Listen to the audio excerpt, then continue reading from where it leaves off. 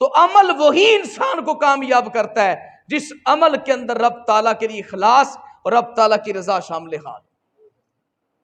یہ بہت ہی اعلیٰ قسم کی بات۔ آپ کسی کی مدد کر رہے ہیں، کسی کے ساتھ آپ کوئی جو ہے وہ رویہ، آپ کسی رویے سے پیش آ رہے ہیں، اس نے سلوک کر رہے ہیں، اس نے اخلاق سے پیش آ رہے ہیں، تو شرط یہ ہے کہ آپ کی نیت درست ہو۔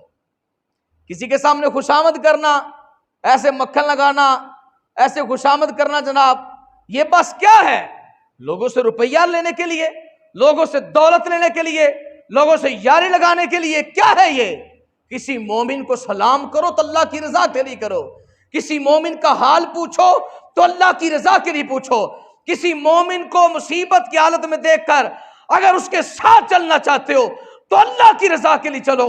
میرے آقا کریم صلی اللہ علیہ وآلہ وسلم نے ارشاد فرمایا، من نفس عن مؤمن قربتا من قرب دنیا نفسہ اللہ یوم القیامت قربتا من قرب القیامہ۔ فرمایا جس بندے نے اس دنیا کی زندگی میں کسی بندہ مومن سے دنیا کی مصیبتوں میں سے کوئی چھوٹی سی مصیبت کو دور کر دیا، فرمایا خالق کائنات قیامت کے دن اس بندے سے قیامت کی بڑی مصیبتوں میں سے بڑی مصیبت کو دور فرما دے گا۔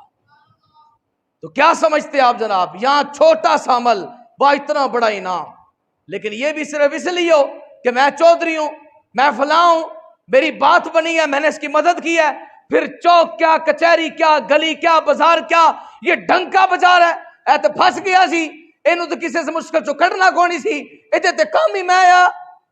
تو پھر یہ عمل رب تعالیٰ کے لیے نہیں ہے، یہ عمل خالق کائنات کے لیے نہیں ہے۔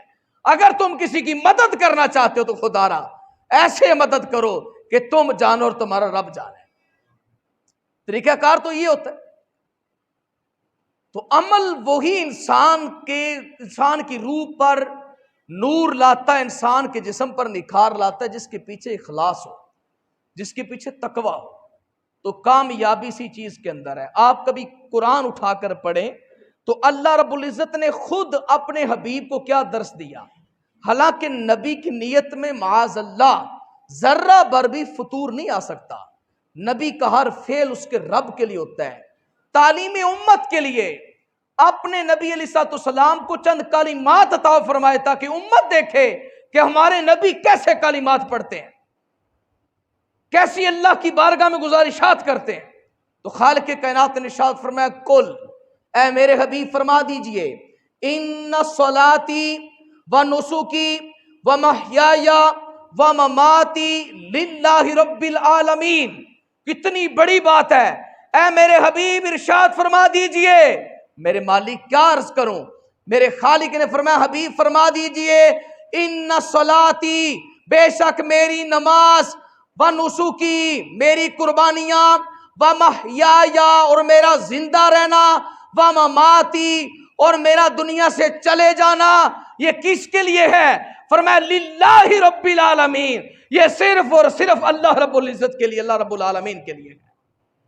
اگر میں نماز پڑھتا ہوں تو اپنے رب کے لیے پڑھتا ہوں، اگر میں قربانی دیتا ہوں تو اپنے رب کے لیے دیتا ہوں، اگر میں زندہ ہوں تو میری زندگی کا مقصد بھی میرا رب ہے، اگر میں دنیا سے جاؤں گا تو مجھے موت آنا ہے، اس میں بھی مقصد میں رب کی رضا ہے۔